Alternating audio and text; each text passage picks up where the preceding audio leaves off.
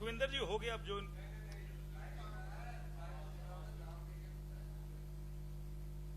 जी माननीय सदस्य सुखविंदर जी। माननीय अध्यक्ष महोदय, मंत्री जी बड़े हाइपर है।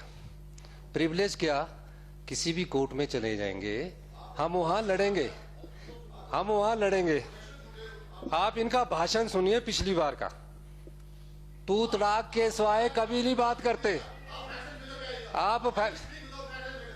तू तड़ाक के, और मैं आपको बताऊं, शिमला बटौर की फाइल, ओहो, अरे क्यों इतना गुस्सा हो रहे हैं, क्यों इतनी तकलीफ हो रही है? ओहो बहुत, वो देखो पहले तो इनकी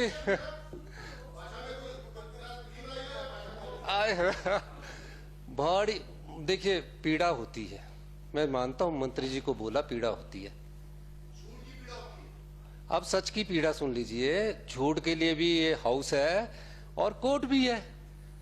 शिमला मटौर की फाइल इस मंच के माध्यम से, सदन के माध्यम से कह रहा हूं, जोगिंदर नगर पठानकोट की फाइल, मंत्री जी ये लाइए कि आपके ऑफिस में कब आई और कितने दिन रुकी।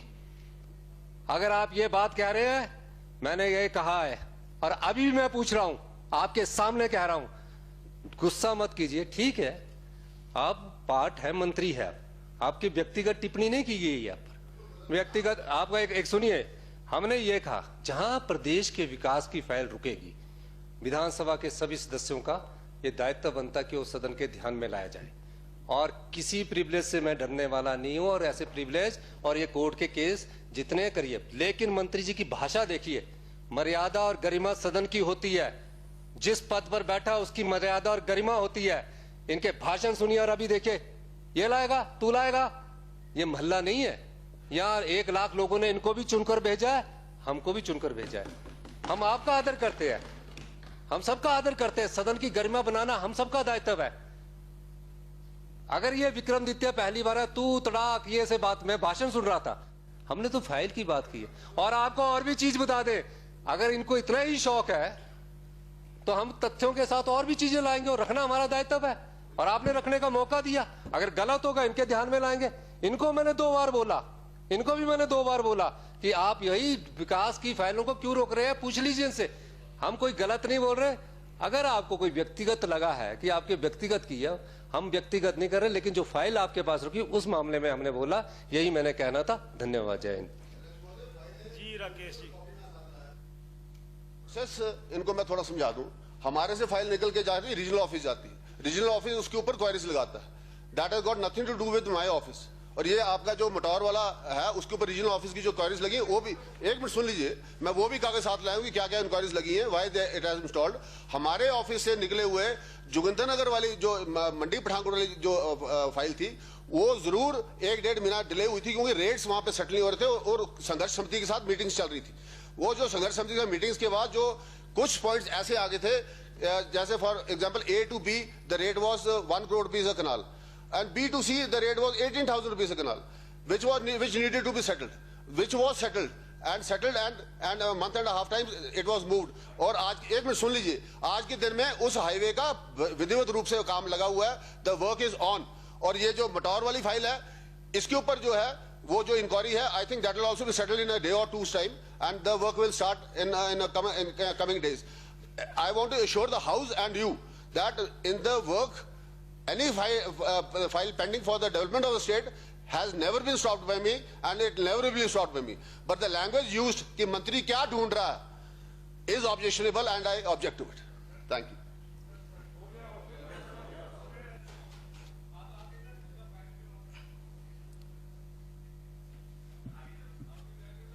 वैसे सुखविंदर जी, ये शब्द तो बड़े मैं भी सुन रहा था, और समय मंत्री जी थे भी नहीं यहाँ पर, कि क्या क्यों रोकी गई फाइल, वो क्या ढूंढ रहे हैं। तो ये शब्द मुझे लगता है कि असंवैधानिक है, तो मैं इसको देख लूंगा और एक्सपेंड कर दूंगा। ठीक है, आ गई बात है जी। के डिपार्टमेंट में साइन होने को पड़ी है, क्यों नहीं की? कुछ चाहते हैं उसमें से? अगर सत्ता में बैठे ऐसे मंत्री होंगे, कोई चाहत रखी है? तो कैसे उत्थान होगा? अब देखिए सर, बारूद से ये उन्ना सुलग गया, बारूद की फैक्ट्री लगी, एक्सप्लोसिव हुआ, इंसान पटाखों की तरह उड़कर चले गए, किसी की टांग कहीं गिरी, किसी की बाजू कहीं गिरी। हमारे उद्योग मंत्री जी को यही नहीं पता लगा कि उद्योग लगा कौन। ये सरकार के हाल है। अब सवाल यह पैदा होता है कि आप अपने मंत्रियों को जरा जब वो बोलते हैं और इंटरनेशनल और नेशनल बात करने लग जाते हैं, कांग्रेस की विचारधारा का पाठ पढ़ाने लग जाते हैं, जवाहरलाल नेहरू की टिप्पणियों पर करने लग जाते हैं। ये वो कांग्रेस पार्टी है जिसने इस देश की आजादी के लिए संघर्ष किया। देश के जनता, माननीय सदस्य, देश में जब मैं कंक्लूड, बाइंड अप करें, बाइंड अप। देश आ गया, 22 मिनट हो गए। देश की जनता ने जब कांग्रेस के कार्यकर्ताओं से खून मांगा, कांग्रेस के कार्यकर्ताओं ने खून दिया। इसमें दो प्रधानमंत्री इस देश की एकता और अखंडता के लिए बलिदान दिया। माननीय अध्यक्ष महोदय, बोलने दीजिए, आप कंक्लूड कर रहा हूं, बोलने तो दीजिए। जब कांग्रेस पर टिप्पणी करेंगे, कांग्रेस के नेताओं पर टिप्पणी करेंगे, हम चुप बैठे रहेंगे? आप एक मिनट बोले। माननीय अध्यक्ष महोदय, मैं जो सभागार में बैठे हमारे सत्ता पक्ष के साथी जब बोलते हैं, मैं कंक्लूड कर, जब बोलते हैं, आपको याद रखना चाहिए, इस देश में जब देश बना था सुई तक नहीं बनती थी। ये कांग्रेस की नीतियां हैं, ये कांग्रेस के कार्यक्रम है, जिसके कारण आज 130 करोड़ की आबादी आत्म सम्मान से जी रही है। और जिस देश के प्रधानमंत्री को, एक आम आदमी के प्रधानमंत्री को अगर भाषण देने का और प्रधानमंत्री बनने का मौका मिला, वो कांग्रेस पार्टी की लोकतंत्र के प्रति आस्था है कि आज एक आदमी भी देश का प्रधानमंत्री बन सकता है। और जहां बलिदान की बात है माननीय अध्यक्ष महोदय, जहां बलिदान के एक परिवार की बात करने वाले, पहले ये सोचिए, उन्होंने इस देश की एकता के और अखंडता के लिए श्रीमती इंदिरा गांधी ने अपनी सीने में 36 गोलियां सहन की है। क्यों? इस देश की एकता और अखंडता। और आप तो, और वही नहीं, अभी उनके बेटे ने 5 साल बाद इस देश की एकता और अखंडता के लिए अपने प्राणों का बलिदान दिया। सरदार बेअंत सिंह जी ने जब पंजाब सुलग रहा था, अपने प्राणों की कुर्बानी दी। छत्तीसगढ़ में कांग्रेस के विधायक दल के विद्याचरण शुक्ल जी, विधायक दल के नेता, कांग्रेस पार्टी के अध्यक्ष, उन सब ने इस देश की एकता और अखंडता के लिए नक्सलवादियों से लड़ते हुए अपने प्राणों का बलिदान दिया। तो ये हमको देशभक्ति की परिभाषा बताएंगे? ये देशभक्ति की परिभाषा हमें सुनाएंगे? ये बताएंगे? एक सर्जिकल स्ट्राइक करते हैं, उसका गुणगान करते हैं, अरे हमने तो बांग्लादेश जैसा नया देश बना दिया, वो तो उस पर फख्र करना चाहिए। बैठिए, हो गया कंक्लूड हो गया। माननीय अध्यक्ष महोदय, माननीय मुख्यमंत्री जी, मैं आपसे कहना चाहूंगा, खारकिव में, अंत में मैं ये कहना चाहूँ, खारकिव में हिमाचल प्रदेश के तकरीबन 10 से 15 बच्चे फंसे हुए हैं। आ गई बात, आ गई। अच्छी बात है, यहाँ से उत्तर आएगा। अच्छी, माननीय मुख्यमंत्री जी, ये तो हमें पता लगा है आपके सत्ता पक्ष वाले ज्यादा है, तो जो 56 इंच का सीना रखते हैं, जो देश को सबसे सर्वोपरि मानते हैं, कहां सोए रहे आप? जब युद्ध 7वें दिन पर पहुंच गया तब भी बच्चे नहीं आ रहे हैं, एम्बेसी बंद कर दी है, तब क्यों नहीं सोए? कि सब जब पूरे देशों की एम्बेसियों ने कहा कि ये हम अपने बच्चों को, अपने नागरिकों को वापिस बुला रहे हैं, तो प्रधानमंत्री जी कहां सोए हुए थे? अंत में माननीय अध्यक्ष महोदय, अंत में मैं ये कहना चाहूंगा कि एक मैं आपको बताऊं, एक मिनट की बात मत करिए, हो गई। माननीय अध्यक्ष महोदय, माननीय मुख्यमंत्री महोदय, ये जो सत्ता पक्ष है, देखिए फिर आप बात आगे बढ़ा रहे हैं। क्लोजिंग कर रहा हूं भाई साहब, ये जो सत्ता पक्ष है, ये मन के हारे हार है, मन के जीते जीत। तो ये अभी सोच चुकी है, 6 महीने पहले इन्होंने हथियार डाल दिए है। मैं ये कहूंगा कि 6 महीने की सरकार है, कुछ समाज का भला करके जाइए, कर्मचारियों का भला करके जाइए। बेरोजगार युवा, लाखों बेरोजगार युवा, रोजगार की कतार में कोई रोजगार नीति नहीं आई। इसका उदाहरण लोकसभा चुनाव में मिला कि कितने लोगों को सिराज में नौकरी मिली, तभी सिराज की लीड आई। क्योंकि लेकिन कोई ऐसा नीति बनाएंगे जिससे जो आउटसोर्स कर्मचारी लगे उनका भी फायदा हो। करुणामूलक आपकी कैबिनेट का डिसीजन है, कि क्लास 4 सारे हैं, जितने मर्जी लग जाएं, क्लास 3 है, अभी तक करुणा मूलक नहीं लगे। ये कहां लगे करुणा मूलक? आशा वर्कर, आंगनबाड़ी कार्यकर्ता है, उन्होंने कोरोना काल में सबसे अच्छा काम किया। मेरे एक साथी संजय अवस्थी ने ठीक कहा कि कोरोना काल में हमें यह देखना चाहिए था कि क्या सभी मौतें कोरोना से हुई है, कुछ ऐसी मौतें भी होगी जिसको कोई बीमारी हुई होगी। कोरोना काल में क्या हुआ, जिसको कोरोना हुआ, चाहे वो हार्ट का पेशेंट था, चाहे किडनी का पेशेंट था, उस पेशेंट को कोरोना के हॉस्पिटल में डाल दिया गया, कोई डॉक्टर देखने नहीं गया। इसलिए इनकी अवस्थी जी की बात को समर्थन करते हुए कि आपको उसका डेथ ऑडिट जरूर करवाना चाहिए। आपको बच्चों के ऑनलाइन पढ़ाई से बच्चों की नजरों पर फर्क पड़ा। माननीय सदस्य, वर्ल्ड हेल्थ ऑर्गेनाइजेशन ने कहा कि विश्व के 40%। माननीय एक मिनट बाइंड अप कर रहा हूं, ठीक है। माननीय अध्यक्ष महोदय, कर दे। अभी 17 मिनट हुए, आप देखिए 2 मिनट सहजल साहब ने लिए, 15 मिनट हुए। आप खुद भी तो जस्टिस करिए, आप हमारे अध्यक्ष महोदय हैं, विपक्ष के भी आप अध्यक्ष हैं, थोड़ा जस्टिस करिए। 10 मिनट में मैं सारा कंक्लूड करता हूं। माननीय अध्यक्ष महोदय, मैं ये इसलिए नहीं कह रहा, सच्चाई ये है कि कईयों की मौत तो इसलिए होगी कि उनको डॉक्टरों ने चेक ही नहीं किया। यही नहीं अध्यक्ष महोदय, आज इस सरकार में किसान परेशान है, बागवान परेशान है। किसान देखिए बंदरों से परेशान है, आवारा गांवों से परेशान है। 4 साल पहले आपने कहा था कि हम जो जन्नील गाय है उसको रोकने के लिए नीति ला रहे हैं, अभी तक कोई नीति ही नहीं आई। ये ठीक है कि एक जगह अच्छा काम किया कि जो आवारा गाय थी उनके लिए आपने गौ सदन खोले हैं, उसके लिए मैं धन्यवाद करता हूं। माननीय अध्यक्ष महोदय, जो एप्पल बेल्ट के बागवान है, जब वो अपना सेब बेचते हैं तो एचपीएमसी और इम्फेडरेशन के द्वारा बेचते हैं और उनको पैसा नहीं मिलता। उनको बोलते कि ये आप केमिकल फर्टिलाइजर खरीदिए, वो बोलते हैं या ये केमिकल फर्टिलाइजर नहीं खरीदना, ये ऑर्गेनिक फर्टिलाइजर इसको खरीदिए। बागवान मंत्री से कहना चाहूंगा, जो ऑर्गेनिक फर्टिलाइजर होता है उसमें कोई स्टैंप होती है कि क्या ऑर्गेनिक है? कुछ नहीं है। तो सरकार तो सोई हुई है। माननीय अध्यक्ष महोदय, इसके अलावा माननीय मुख्यमंत्री जी ने अपने पहले भाषण में कहा था, मैं पहले भाषण में कहा था कि मुख्यमंत्री ने कहा था कि मेरा सपना है कि मंडी में एक इंटरनेशनल एयरपोर्ट बने। अच्छी बात है, टूरिज्म पॉइंट ऑफ व्यू से बहुत अच्छी बात है। 1 इंच भी जगह, जैसे 1 इंच भी जगह आज तक उसकी एक्वायर नहीं की गई। और जब 2017 का इलेक्शन था तो नितिन गडकरी जी को ले आए, नितिन गडकरी जी से शिलान्यास करवाया 2016-17 में कि शिमला से मटौर 4 लेन होगा, पठानकोट से जोगिंदरनगर 4 लेन होगा। आज तक 1 इंच भी कंस्ट्रक्शन स्टार्ट नहीं हो सकी। अभी फिर जून में प्रधानमंत्री जी आ जाएंगे, हिमाचल के लोगों को सपने बेचेंगे, क्योंकि जैसे मुख्यमंत्री जी ने सपना इंटरनेशनल एयरपोर्ट का हिमाचल की जनता को भेजा, अब ये मोदी जी भी आकर बेचेंगे। तो जो सपनों की दुनिया में रहने वाली पार्टियां होती है, ठीक है, कभी ये भी 2 पर थे, आज हम कम, हमारी 44 सीटें हैं। जो सपनों की दुनिया को रहती है, सपनों की दुनिया को बेचती है।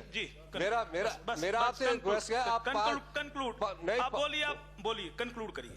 तो सपनों की दुनिया वालों को मैं ये कहना चाहूंगा, सपने देखना आप बंद कीजिए, जो जुमले हैं जुमले बेचना बंद कीजिए। अगर सही मायने में आप इस प्रदेश का भला चाहते हैं तो शराब माफिया के खिलाफ कड़े कानून लाइए, सदन चल रहा है।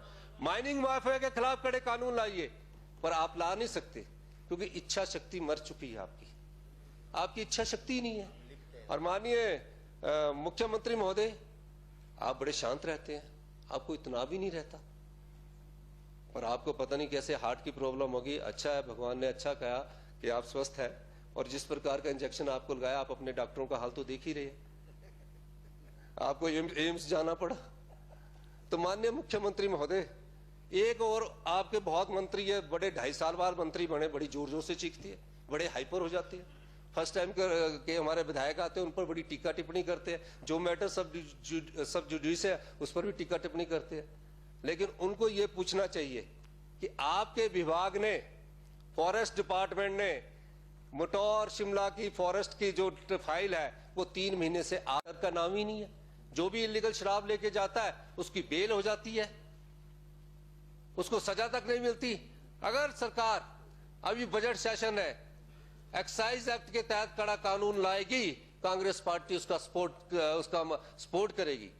इसलिए क्योंकि हम चाहते हैं जो 4.5 साल में आपके राज में माफिया राज हुआ है, चाहे वो शराब माफिया के रूप में हुआ है, चाहे खनन माफिया के रूप में हुआ है, चाहे ड्रग माफिया के रूप में हुआ, वो इस 4.5 साल में सबसे अधिक पनपा है। भारतीय जनता पार्टी के नेताओं ने उनको संरक्षण दिया। यही नहीं, अब खनन माफिया की मैं बात बताना चाहता हूं। हमीरपुर जिले में माननीय उद्योग मंत्री जी आप बैठे हैं, आपके अंडर खनन विभाग आता है। हम सब जानते हैं कि खनन किस प्रकार होता है। रात को खनन बंद किया गया है।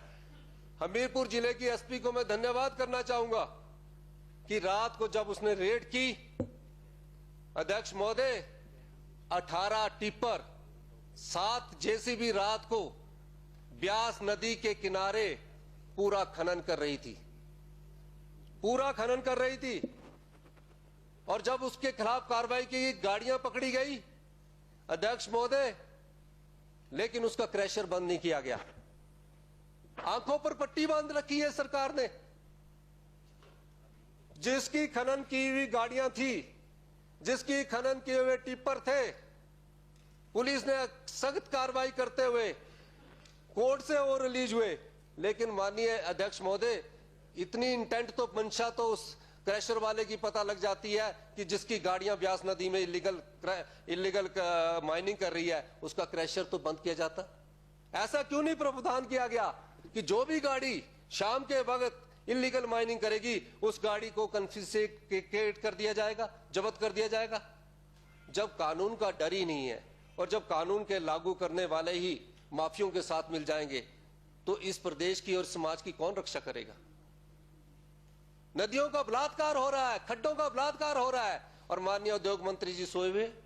आप लाइए इस विधानसभा में सख्त कानून कि जो भी इलीगल माइनिंग करेगा उसकी जेसीबी भी पकड़ ली जाएगी, वो छूटेगी नहीं। और जो पेनल्टी है, छोटी मोटी पेनल्टी, चाहे एक्साइज एक्ट के तहत है, चाहे माइनिंग एक्ट के तहत है, उसका लोग उल्लंघन करते हैं। उनको पता है कि मुझे मेरा ट्रक पकड़ा जाएगा तो 5,000 रुपया दूंगा। इसको कम से कम 10 गुना करने की जरूरत है, लेकिन सरकार की मंशा ही नहीं है। इसलिए 4.5 साल में ये माफिया राज पनपा। ड्रग की बात कर लीजिए, कौन सा ऐसा गांव नहीं है, कौन सी ऐसी पंचायत नहीं, पहले ड्रग की जो हल्ला होता था वो सिर्फ उन्ना तक सीमित था। आज लोग चिट्टे का सेवन करते हैं। अभी भाषण पर बोले हैं आप? भाषण में भी बोल रहा हूं ये, और कुछ है, आप अपने लोगों को भी बोले करिए। मानिए 2 मिनट आपने और ले लिए, ये और देने अपने। माननीय अध्यक्ष महोदय, चिट्टा आज हर गांव तक पहुंच रहा है। मैं जुब्बल कोटखाई की एक पंचायत का उदाहरण देना चाहूंगा। उस पंचायत ने यह निर्णय किया, हिंदुस्तान टाइम्स में वो न्यूज छपी कि कोई भी बाहर की गाड़ी आएगी जिस पर शक होगा उसकी तलाशी ली जाएगी। अब चिट्टे के जो केसेस है पिछले 4.5 साल में, हमारे समय सिर्फ बहुत कम केसेस हुआ करते थे। लड़कियां भी चिट्टे की लत में लपट चुकी है।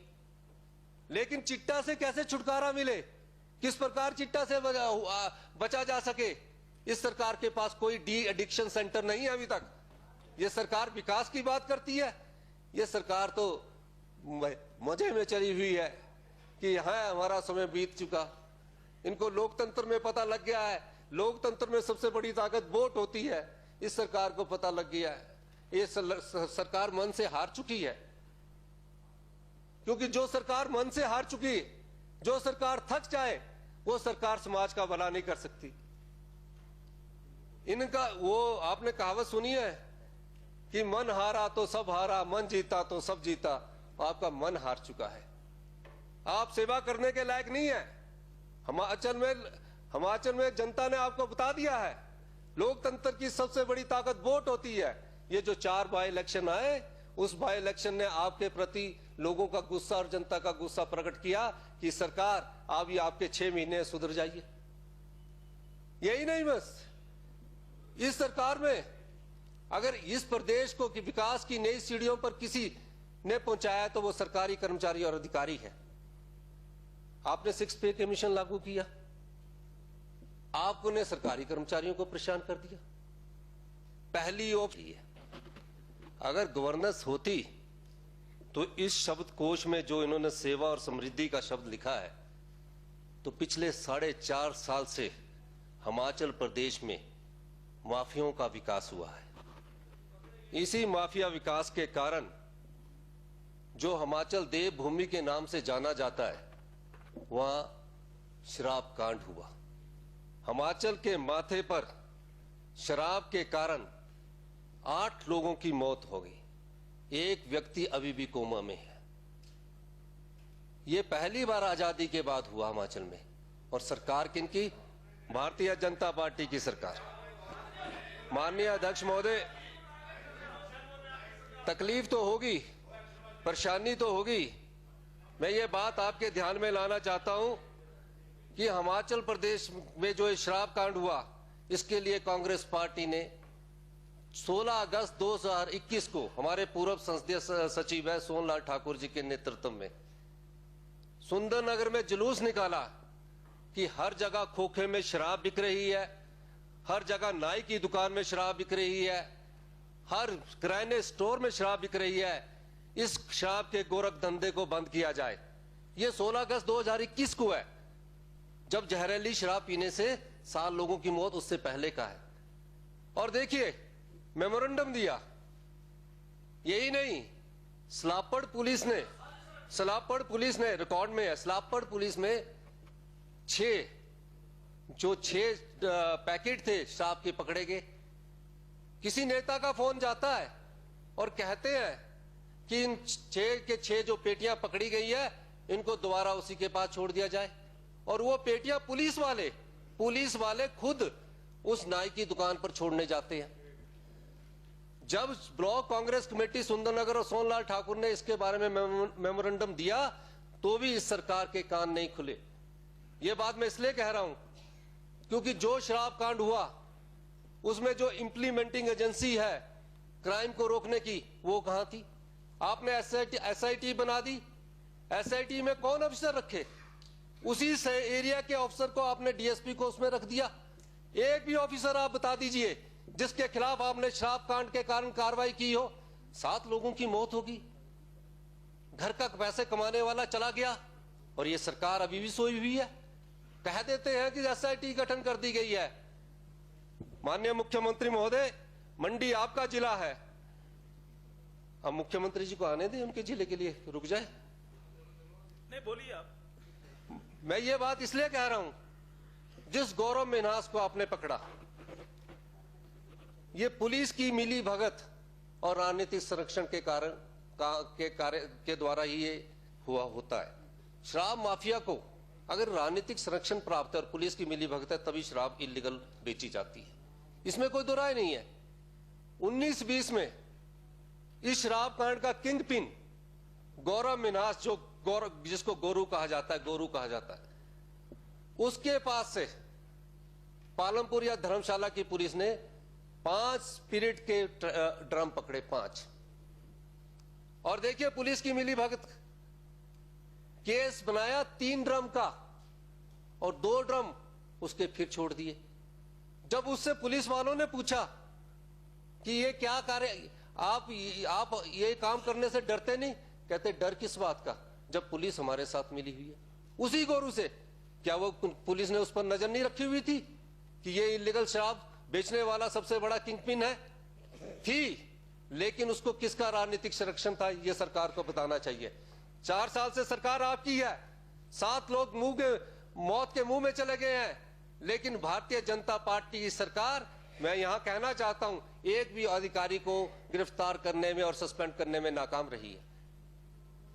यही नहीं, ये जो एक्साइज एक्ट है, इस एक्साइज एक्ट का क्या फायदा?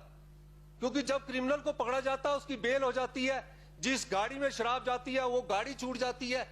अगर इस अभिभाषण में माननीय मुख्यमंत्री जी ने यह कहा होता कि हम जो शराब कांड हुआ है, जो माफिया राज पिछले 4.5 साल से विकास हुआ, उसको सख्ती से लागू करेंगे और कड़े कानून बनाएंगे, तो भी बात होती। इस अभिभाषण पर हम धन्यवाद प्रस्ताव में भाग देते। इसलिए सरकार को यह सोचना चाहिए, ऐसे कड़े कानून बनाने चाहिए कि कोई भी इलीगल शराब करे, उसे कानून का डर हो। कानून का राज की लीड आई और धर्मपुर की लीड आएगी। आप सब लोग जो बैठे हैं, नौकरियां सारी सिराज और धर्मपुर के लिए है। आप लोगों के लिए नहीं है। आप में से कुछ लोग अगर इस तरह पाना चाहते हैं चुनावों से पहले, आपके लिए भी हमारे दरवाजे खुले हैं, सोच विचार करके आइए। इन्हीं शब्दों के साथ माननीय अध्यक्ष महोदय, ये जो अभिभाषण है, माननीय अभिभाषण में रूटीन का अभिभाषण है, कागज के कुछ पन्ने बढ़ गए, अभिभाषण का कुछ भार बढ़ गया है, लेकिन समाज का उत्थान नहीं हुआ। अच्छे शासन के लिए अच्छे प्रशासन का जरूरी है और जनता ने एक उदाहरण दे दिया, दूसरे उदाहरण की तैयारी है। धन्यवाद। जय हिंद, जय भारत।